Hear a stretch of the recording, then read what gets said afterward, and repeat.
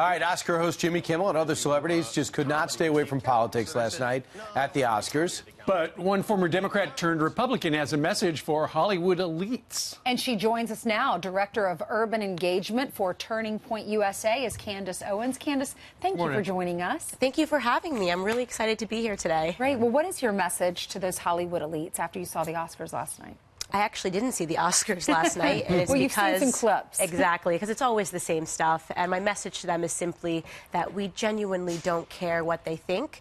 We appreciate them for their talents, but the idea that because they can act, they can sing, they are now well positioned to tell us how to live is really far from the mark. That kind of sounds a lot like the point of your video. We've got a little snippet from that. Here's Candace in action. You may have actually come to believe that we care what you think. But you're wrong. It's offensive that you confuse our admiration for blind faith just because they don't think or vote the way you want them to. You cross a line.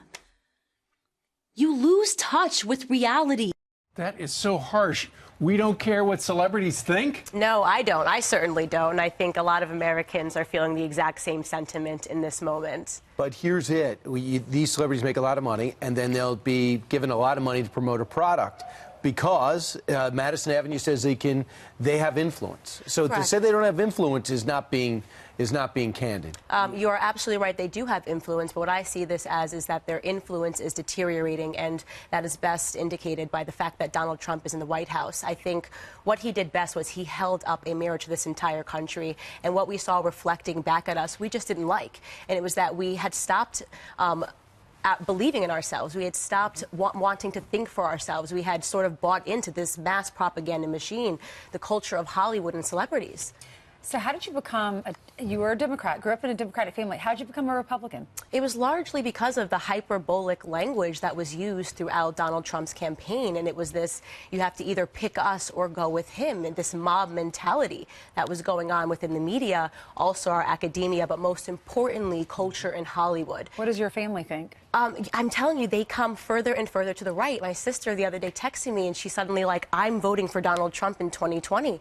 And it's because she's seeing the results. She's understanding that just because someone that you like has a very good voice, it does not mean that they are better positioned to talk to you about the economy or what's going to value your life. Well, what is the result that your sister is so impressed by? She got some good money back after the tax cuts, you know. Yeah. What do you think his message should be to the to minority communities? That it's not there now. Right. I think it should be just that you have to understand what he said was spot on. We had absolutely nothing to lose whatsoever. We have been enslaved ideologically to the Democrats, and the Democrats have given us absolutely nothing in return.